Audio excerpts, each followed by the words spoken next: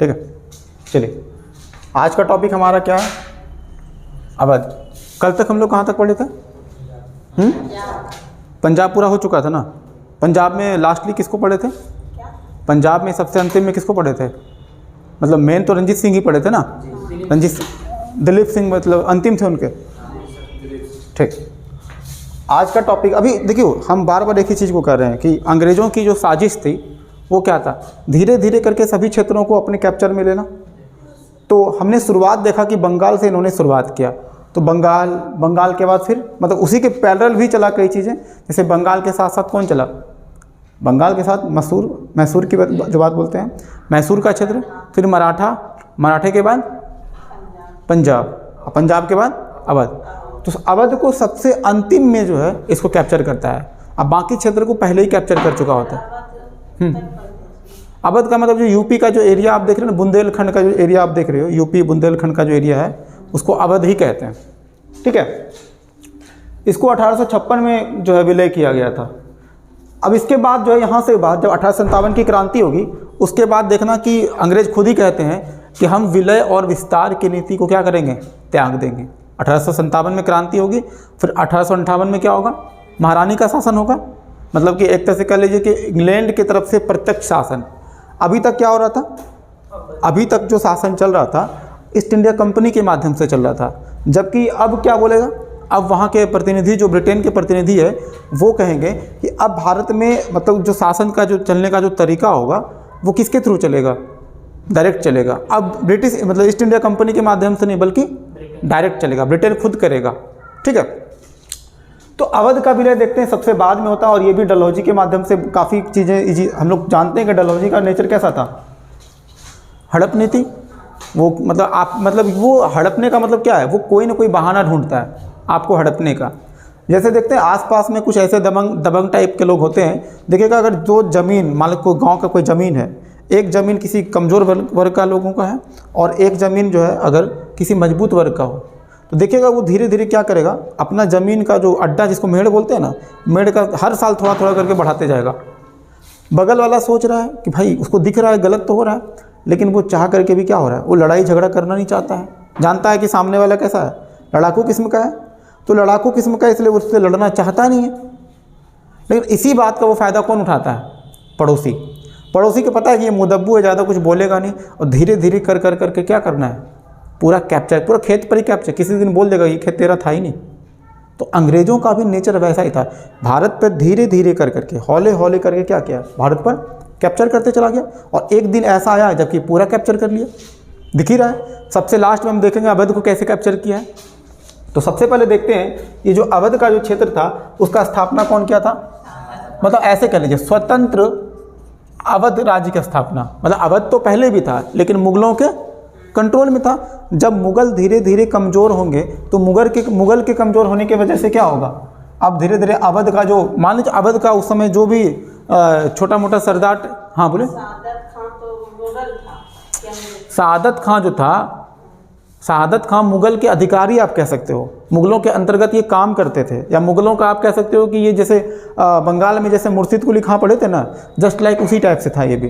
कि मतलब इनको दे दिया गया था कि इस एरिया का आपको देख रेख करना है। जैसे समझ लो कि अवध का एक प्रकार से राज्यपाल कह लो, है ना। लेकिन जब धीरे धीरे मुगल जब कमज़ोर हो जाएंगे तो मुगलों के कमज़ोर होने की वजह से क्या हुआ? इनको मौका मिला, शहादत खां को। जैसे मुगलों का पतन होता है तो धीरे धीरे सभी राज्य अपने आप को क्या करेंगे? स्वतंत्र करने का प्रयास करेंगे। जैसे बंगाल में भी हुआ, मुर्शिद कुली खां के टाइम से धीरे धीरे क्या हो गया? बंगाल अलग हो गया, मतलब अपने आप को सेपरेट कर लिया, स्वतंत्र कर लिया।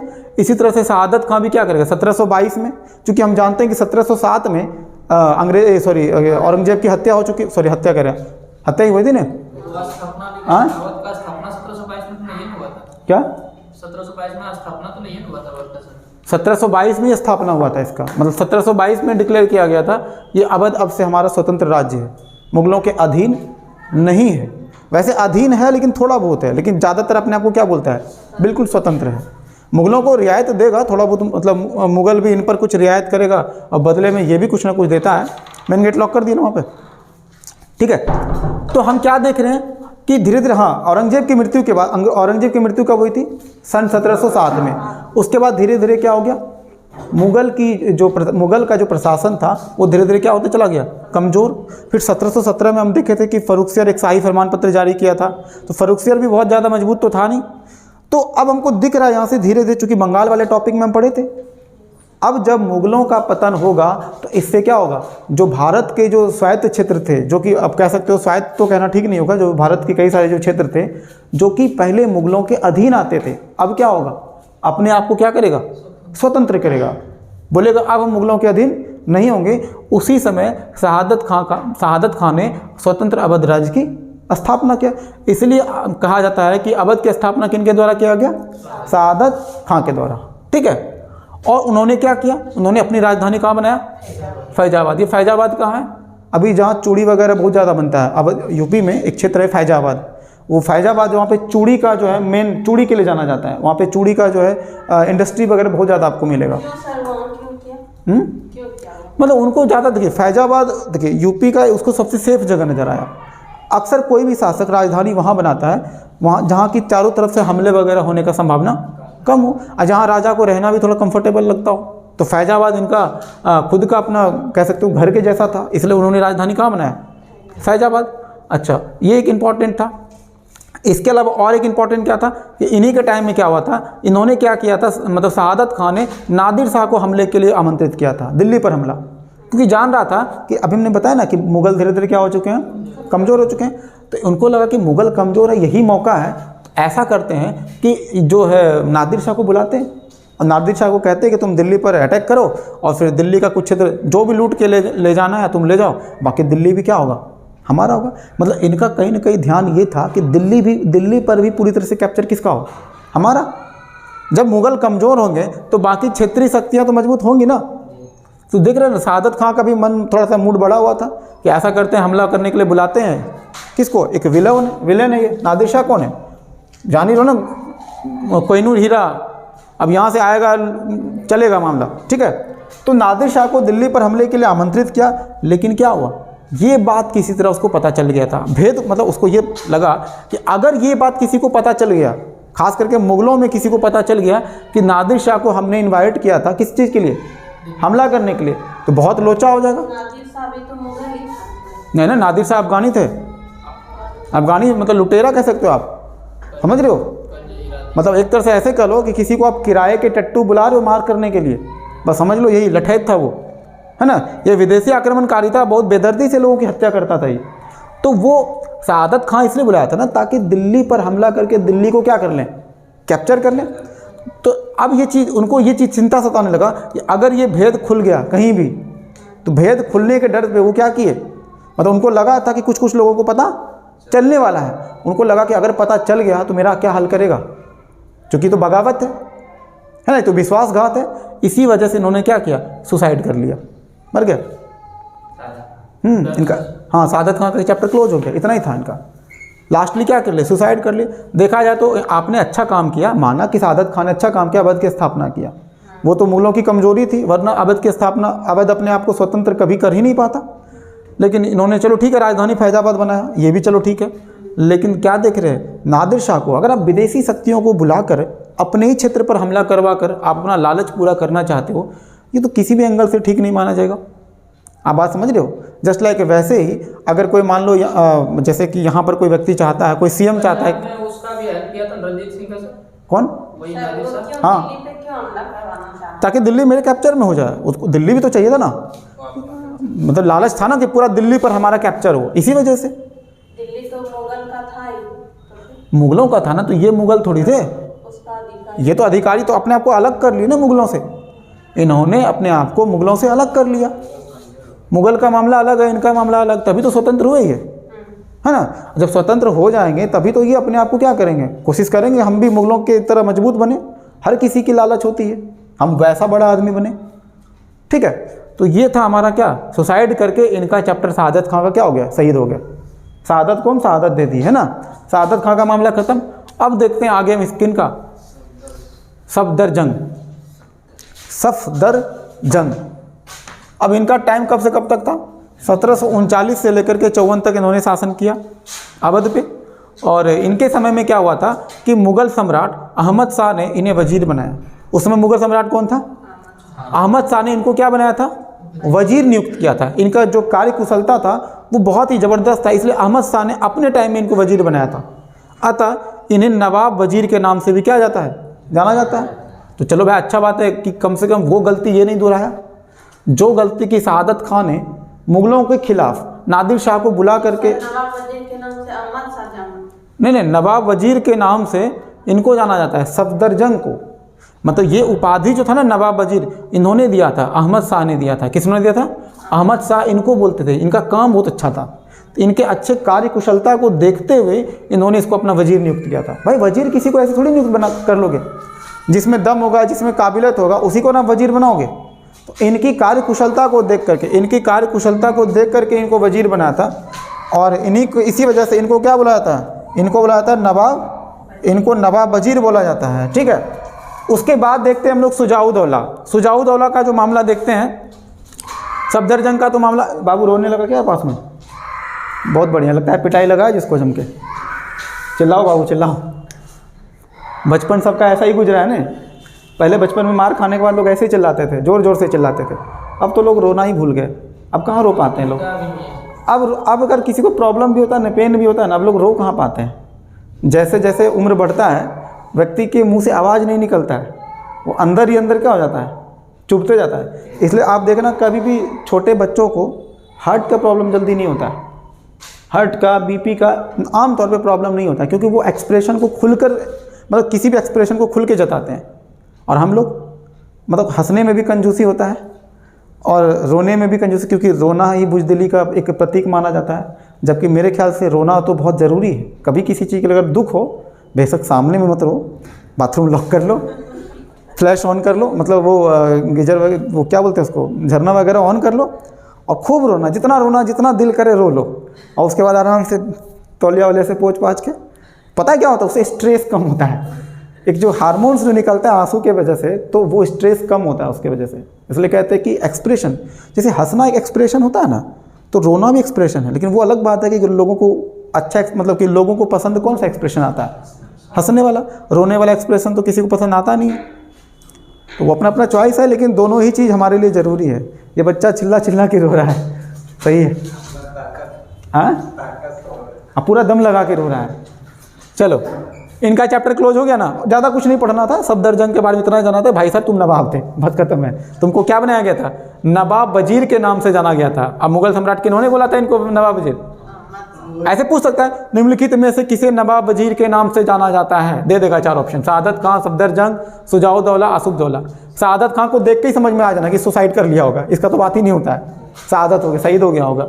सफदरजंग लगी रही, कोई जंग वंग अच्छा काम उम किया होगा, मजबूत वाला टाइप का होगा, कोई नहीं जंग उंग किया होगा, तो सफदरजंग। तो इनके जंग करने की प्रवृत्ति से, युद्ध करने की कौशल कला को देखते हुए इनको क्या बोला गया होगा, आप नवाब वजीर बनो। क्योंकि वजीर सबको नहीं बनाते हैं, वजीर किसको बनाते हैं, जो युद्ध कौशल में काफ़ी बेहतरीन हो। याद रहेगा ना। तीसरा देखते हैं, शुजाउद्दौला। ये भाई साहब इसके बाद आएंगे, 1754 से लेकर के 74, ये भी मतलब 20 साल रहा। और ये शुजाउद्दौला के बारे में हम लोग पहले ही बक्सर के युद्ध के टाइम में हम लोग पढ़े थे ना। ये हुआ क्या था कि जो शाह आलम द्वितीय ने किसके, देखिए इनके टाइम में सोच लो कि अवध के नवाब हैं ये कौन है, ये अवध के नवाब है, मतलब यूपी के नवाब है अभी के हिसाब से अगर समझना चाहो। शाह आलम द्वितीय को जब वहाँ दिक्कत हुआ था मुगलों के टाइम में, तो शाह आलम द्वितीय इनके पास आए थे शरण लेने के लिए। मज़े की बात सोचो, शाह आलम द्वितीय एक मुग़ल सम्राट किसी मतलब कह सकते हो किसी लोकल, मतलब क्षेत्रीय किसी वजीर के पास, किसी ऐसे लोकल नवाब के पास आकर के शरण लेता है, कितनी बड़ी बात है। मतलब वो वही बात हो गया कि अगर आपके घर में कोई बड़ा सा डॉन आ जाए छिपने के लिए कि ताऊ उनको बचा लो यार, बहुत प्रॉब्लम, अभी अंग्रेज़ मेरे पीछे पड़े हुए हैं। अंग्रेज़ तो पीछे पड़े थे ना इनके, शाह आलम द्वितीय के पीछे भी पड़े हुए थे। तो ये शरण लिए हुए थे कहाँ पे, शुजाउद्दौला के पास। पता चला जब मीर कासिम गया तो देख रहा, अरे बाप रे, ये तो ऑलरेडी पहले से एक आदमी यहाँ पर शरण लिया हुआ है, वो तो पड़े हुए थे प्लासी के युद्ध में। तो जब मीर कासिम भागा, जब मुंगेर से जब भागा वहाँ से, जब अंग्रेज़ अधिकारी वहाँ से पीछे पड़ गया, उनको लट्ठे लेकर के पीछे पड़ा, तो जब भागे जब ये पहुँचे कहाँ पे, अवध के पास, तो देखा पहले से ही शाह आलम द्वितीय वहाँ पे पड़ा हुआ है, आराम कर रहा है अपने कमरे में, ऐसे करके लेटा हुआ है। जैसे गया देखा, अरे यार ये तो ऑलरेडी दुखी है, मतलब मेरे जैसा दुखी इंसान ऑलरेडी पहले है। तो दुख, मतलब यहाँ पर देखा जाए तो 2 दुखियों का मिलन हुआ। इस चक्कर में शुजाउद्दौला का बेचारा का काम तमाम हो गया। समझ रहे हो ना, ये हेल्प करने के चक्कर में इसका भी बहुत कुछ लूट गया था। याद होगा कि इसका इलाहाबाद और कड़ा का क्षेत्र इसको देना पड़ा था जब युद्ध हुआ था, जो इलाहाबाद की संधि पढ़े थे हम लोग। ठीक है, तो एक बात तो तय हो गया कि इनके टाइम में क्या हुआ था, बक्सर का युद्ध हुआ था। कब हुआ था? 1764 में हुआ था। ये कब हुआ था? 1764 में हुआ था। और इनके टाइम में हम क्या देखते हैं, इलाहाबाद की संधि भी हुई थी। ये कब हुआ था? 1765 में हुआ था। और एक चीज़ और देख लेते हैं, एक इन्फॉर्मेशन, इन्हीं के टाइम में पानीपत का तीसरी लड़ाई हुआ था, जिसमें किसका हेल्प किए थे ये, किसका हेल्प किए थे ये? अहमद शाह अब्दाली। याद है? अफगान शासक। हाँ, वो अहमद शाह अलग है। ये अहमद शाह जो था वो ये हमारे मुग़ल शासक थे। और ये अहमद शाह अब्दाली है, जो कहाँ के हैं? अफगान के हैं, लुटेरे। समझ रहे हो? मतलब हम लोग उसको लुटेरे कहते हैं, लेकिन वहाँ के हिसाब से वो शासक था, है ना, शासक कह लीजिए या फिर बहुत मजबूत योद्धा कह सकते हो आप। तो पानीपत तीसरा में अहमद शाह अब्दाली का सहयोग किया था। और ये चीज़ तो आपको एकदम समझ लो, ये भी गद्दारों की हेल्प किया था। कौन? शुजाउद्दौला। अच्छा, ये क्यों हेल्प किया था पानीपत? अच्छा, पानीपत की तीसरी लड़ाई किसके किसके बीच हुई थी? मराठा बाजीराव द्वितीय और अहमद शाह अब्दाली। तो वो निश्चित रूप से मराठों के खिलाफ चल रहे थे, है ना। तो ये हमारा शुजाउद्दौला का भी मामला क्या हो गया? खत्म। अब जरा सा देख लेते हैं आसुफदौला। आसुफदौला का टाइम कब से कब तक चला? 1775 से लेकर के क्या? हाँ, वो उसने बताया था ना, मराठों के साथ जो हुआ था। नहीं पढ़े, कोई बात नहीं, ठीक है। 1775 से लेकर के 97 के बीच हुआ था। इनके टाइम में ये क्या किए थे? इनका बस एक ही काम था। पहले एक काम तो देख लेते हैं कि लखनऊ को क्या बनाइए? राजधानी। तो अवध के समय में देख लो, पहले इससे पहले राजधानी कहाँ था? फैजाबाद। अब राजधानी कहाँ हो गया? तो किस नवाब ने राजधानी परिवर्तन करके फैजाबाद से लखनऊ किया? तो क्या नाम देंगे? आसुफदौला। क्या नाम देंगे? आसुफदौला। वो तो वहाँ से अवध से फैजाबाद किया, फैजाबाद से लखनऊ, ये लखनऊ कर दिया था। उसके बाद राजधानी परिवर्तन कहाँ दिख रहा है? फिलहाल तो नहीं दिख रहा है कहीं भी राजधानी परिवर्तन। हाँ, तो ये लखनऊ को राजधानी बनाया। और आज वैसे यूपी का राजधानी अभी कहाँ पे है? समझ में आ रहा ना। तो इनका इतिहास तब से चल रहा है, यानी कि यूपी का राजधानी लखनऊ जो बनाया था, ये आसुफदौला का ही कमाल था। जो आज जो लखनऊ क्षेत्र जो राजधानी के रूप में आज यूपी का देखते हैं, उस शुरुआत से 1775 से लेकर आज तक चल रहा है लखनऊ। किस में? बोलिए, भूल गए? मतलब अवध ही, मतलब अवध का जो क्षेत्र आप कह रहे हैं ना, वो वर्तमान में यूपी ही है। ठीक है। उसके बाद क्या देखते हैं, इसी लखनऊ में जहाँ पे राजधानी बनाए थे, वो विशाल भवन एक इमाम बाड़ा बनवाए थे। बहुत इंपॉर्टेंट है। हाँ, इमाम बाड़ा एक बहुत बड़ा भवन है। वहाँ पे कभी घूमने का, यूपी में लखनऊ में, लखनऊ कभी घूमने जाइए तो वहाँ पे आप इमाम बाड़ा जरूर घूमिए। बहुत ही विशालकाय भवन है, बहुत ज़बरदस्त है ना। वहाँ जाइएगा और ये पूछा जाता है कि इमाम बाड़ा का निर्माण किसने करवाया। ऐसे फैक्चुअल क्वेश्चन आते हैं कि इमाम बाड़ा को किन्होंने कंस्ट्रक्शन करवाया। क्या नाम देंगे? आसुफदौला। आसुफदौला। तो आसुफदौला का मेन क्या रखना है कि पहला बात तो ये फैजाबाद से राजधानी कहाँ करवाया? फैजाबाद से राजधानी कहाँ चेंज करवाया? लखनऊ। और दूसरा लखनऊ में क्या बनवाया? लखनऊ में ही इमाम बाड़ा का निर्माण कराया। आगे बढ़ें, ट्रेन धीरे धीरे आगे बढ़ रहा है। आगे देखते हैं वाजिद अली शाह। वाजिद अली शाह, ये भाई साहब अवध के सबसे अंतिम नवाब हैं, और इसीलिए इंपॉर्टेंट भी है, क्योंकि एग्जाम में अक्सर क्या होता है, पहला नवाब पूछ लेगा और अंतिम नवाब पूछेगा। तो पहला नवाब हम क्या देख रहे हैं? अवध की स्थापना किन्होंने किया था? शहादत खान ने। और जबकि अंतिम नवाब कौन है? वाजिद अली शाह। यानी कि 1847 से लेकर का टाइम पीरियड कब तक है? 1847 से लेकर के 56 तक का टाइम पीरियड है। ठीक है। अब इनके टाइम में क्या हुआ कि डलहौजी ने कुशासन का आरोप लगाकर क्या किया? अवध को मिला लिया। डलहौजी ने एक आरोप लगाया, किस पर? कुशासन का। कुशासन मतलब क्या होता है? मतलब आप, कुशासन का मतलब क्या होता है? जहाँ पर शासन व्यवस्था अच्छा ना चलता हो, जहाँ पर कि वहाँ पे चीज़ें जो है बिल्कुल तरीके से ना चलता हो, सिस्टमेटिक तरीके से ना चलता हो। तो जब शासन व्यवस्था अच्छे से नहीं चलेगा तो उस पर क्या लगाते हैं? उसको क्या बोलते हैं? कुशासन। जैसे राष्ट्रपति शासन आज भी देख लो, जो लगते हैं वो कैसे लगते हैं? अगर राज्यपाल बोल देगा राष्ट्रपति को कि यहाँ पर जो है चीज़ें सही से नहीं चल रहा, संविधान के हिसाब से नहीं चल रहा है, उस पर क्या लगा सकते हैं? कुशासन लगा सकते हैं, मतलब सही से चीज़ें नहीं चल रहा है। अच्छा, ये आरोप जो लगाया था, इस आरोप का जो रिपोर्ट था, जो कुशासन का रिपोर्ट था, किन्होंने तैयार किया था? आउटम। आउटम कौन था? एक अंग्रेज का अधिकारी, अंग्रेज अधिकारी था। इन्होंने ही रिपोर्ट बनाया था कि एक्चुअली अवध के शासन व्यवस्था में क्या है, मतलब आलोचना किया उन्होंने, मतलब अवध का जो शासन व्यवस्था है वो ठीक तरीके से नहीं चल रहा है, चीज़ें बिल्कुल गड़बड़ चल रही है।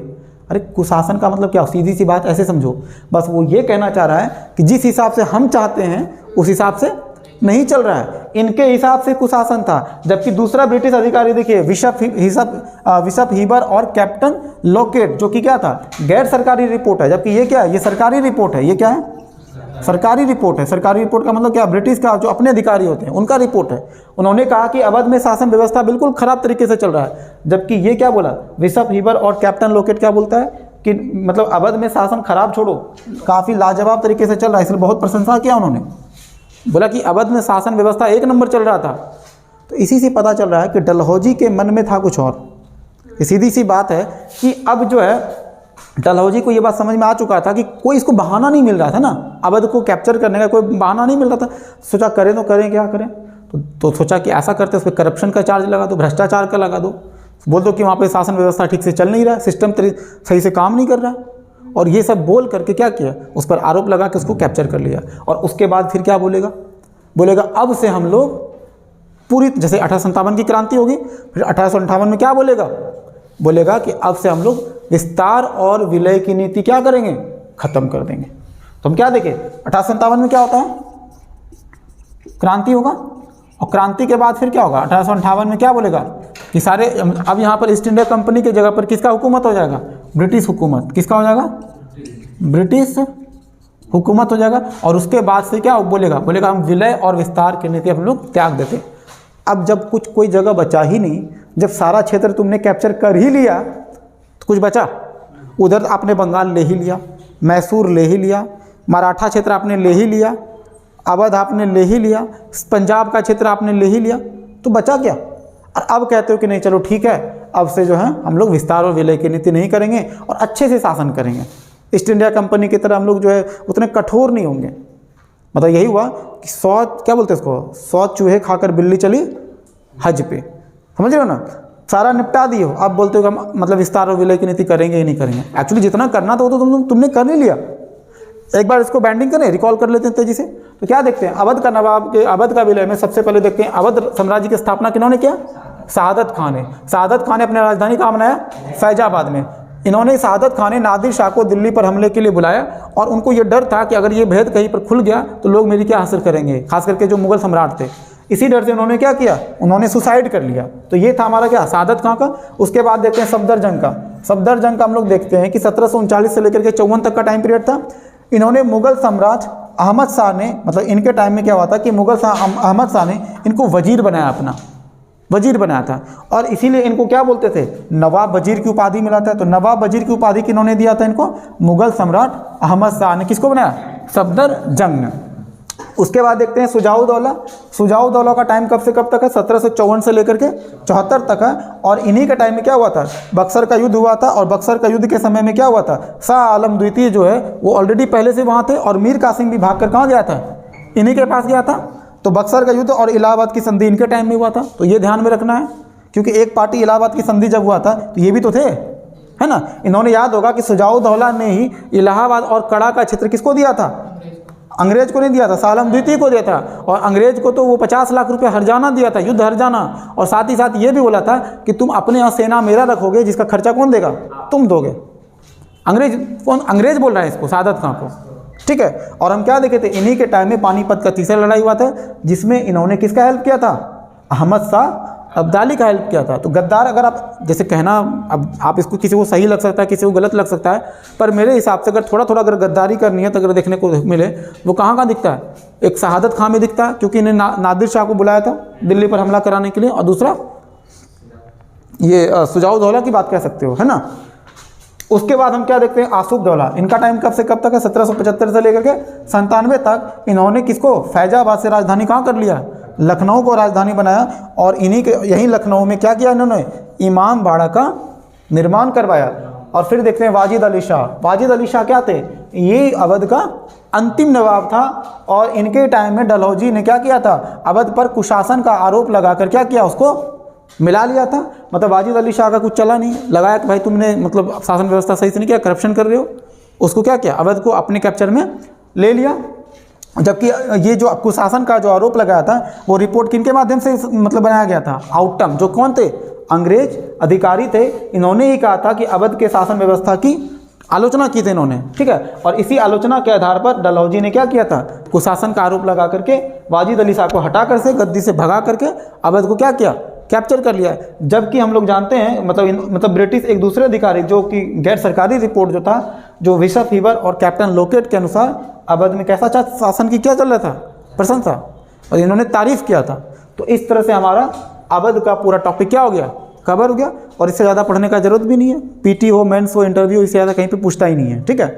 तो आज के लिए हम लोग कितना रहने देते हैं, ठीक है, बंद कर लीजिए। Thank you.